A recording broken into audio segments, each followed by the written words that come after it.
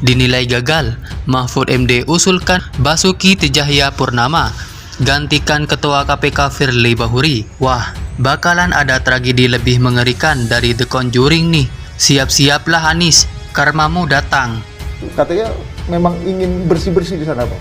Iya. Memang itu betul. Iya, karena Seberapa? Ahok tuh lebih tegas. Pak Presiden tuh ada masalah besar di dunia perminyakan kita itu. Dia sudah membubarkan satu institusi yang konon menguasai jaringan perdagangan minyak kita itu dari hulu ke hilir, dan negara dirugikan setiap hari sekian ratus miliar gitu. Jadi kalau mau audit orang tuh lihat etiketnya, karakternya gitu loh. Saya berani nantang kok, periksa harta saya, pajak saya bayar sama biaya hidup. Berani nggak lo pejabat BPK begitu? Berani nggak DPRD belakang ngomong gitu?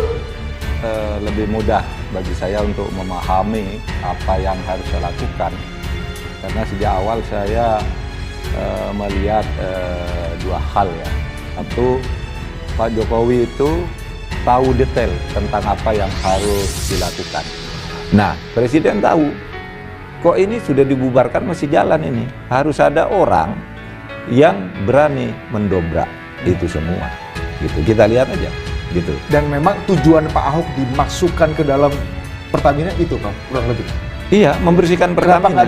Tidak spesifik ketika Pak Ahok itu diusulkan jadi itu, saya tidak diajak bicara. Iya. Tetapi secara umum ketika berbicara dengan saya, Presiden dalam hal pemberantasan korupsi, dia mengatakan itu di dunia pertambangan, perminyakan itu kita sudah berbuat banyak tapi tidak berubah, kata Pak Jokowi itu sungguh-sungguh gitu, mempunyai tekad untuk memperbaiki Indonesia dalam semua bidang yang menjadi kewenangan beliau.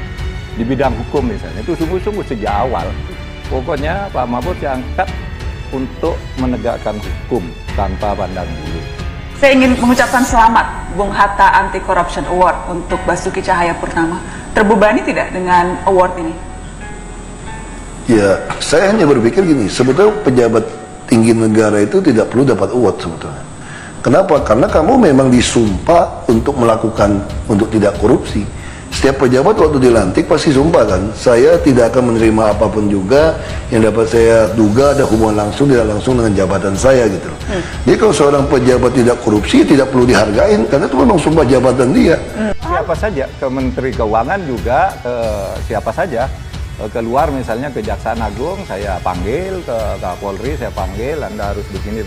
Ke Menteri Pertahanan garang juga? Oh, Menteri Pertahanan bagus, garang juga, begini. Saya jauh lebih baik. Jadi beliau lebih bisa meramu supaya teamwork. Karena at the end kan bukan hanya sekedar pintar. Bagaimana teamwork itu bisa jalan, bisa saling mengisi sehingga proses pengambilan keputusan itu bisa cepat, tepat dan juga tuntas. Saya baru tahu ternyata dari sejak tahun 99 kita pemilihan langsung anggota DPR RI sampai hari ini hanya ada satu orang anggota DPR RI yang melaporkan semua pengeluarannya ke BPK itu dan ke Sekjen itu secara lengkap. Dan dari orang itu saya langsung belajar bagaimana cara menyusunnya, dan orang itu yang ngajarin saya waktu saya nyoba masuk pilkada di Bandung 2017. Dia bilang gini, jangan lo jangan langsung pilkada dulu. Mana dong bos? DPR dulu. Orang itu siapa? Aja. Saya boleh tebak nggak? Boleh. Basuki Cahayapurnama? Ih, tahu aja wartawan Maya hebat. Ahok Ketua KPK? Entah kenapa penulis ogah menyebut Basuki atau BTP sebagai panggilan baru Ahok walaupun Ahok sendiri yang meminta.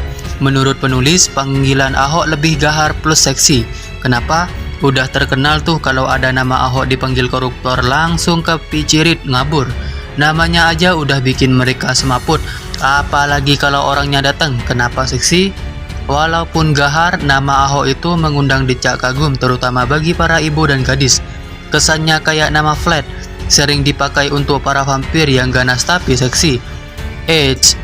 Kok melenceng? Kembali ke laptop.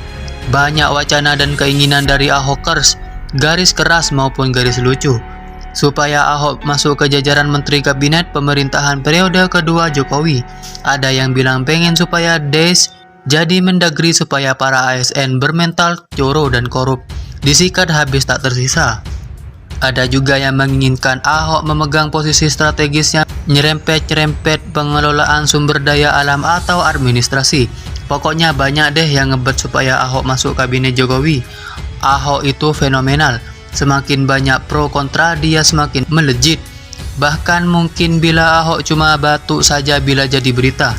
Track record Ahok itu keras dan satu sisi terhadap orang yang gak beres tetapi lembut di sisi lain terhadap orang-orang kecil. Jadi menurut penulis, Ahok itu cocok ditempatkan di lokasi perbatasan dengan iklim yang keras sehingga dia bisa mengeluarkan kemampuannya semaksimal mungkin.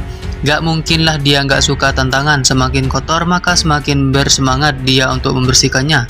Kalau penulis sih menginginkan Ahok menjadi ketua KPK. Kenapa? Ketua KPK? Iya, benar ketua KPK. Hanya dengan membayangkannya saja penulis sudah tertawa kencang sampai dipelototin orang banyak yang lagi tenang-tenang makan di kafe.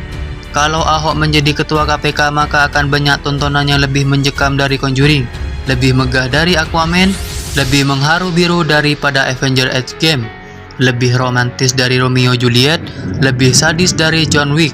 Semua koruptor akan terkencing-kencing menghilangkan diri. Banyaklah manfaatnya bila Ahok menjadi ketua KPK. Pertama, sesaat setelah menjadi ketua KPK pasti Ahok langsung bersih-bersih, terutama sama si mata satu itu. Kan keren bila mereka face to face.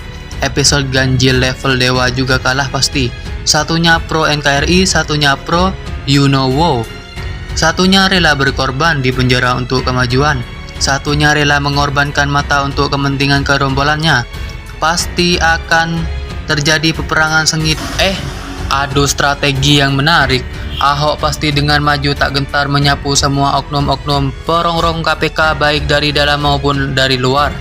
Saat ini KPK betul-betul butuh Terminator untuk membersihkan hama-hama ganas yang mau menggerogoti dan melemahkan KPK.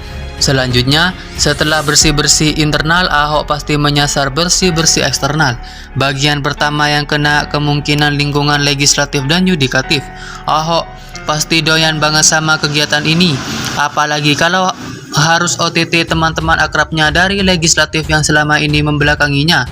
Banyak kan teman-teman yang masih beruntung lolos ke legislatif walaupun tidak punya modal selain otak mesum plus mulut ember. Belum lagi yang sok religius. Bayangkan saja Velociraptor ngejar-ngejar ayam sama bebek. Nah itu yang akan terjadi.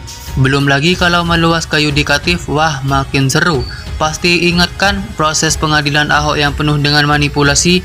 Mana tuh hakim-hakim yang dulu memvonis Ahok? Apalagi yudikatif penuh dengan lahan basah. Pasti banyak OTT yang bisa jadi berita di sini. Entah OTT di hotel, pijat, panti, klub malam, atau bahkan kita juga di warung esek-esek pinggir kali, dalam taksi, dan masih banyak lagi.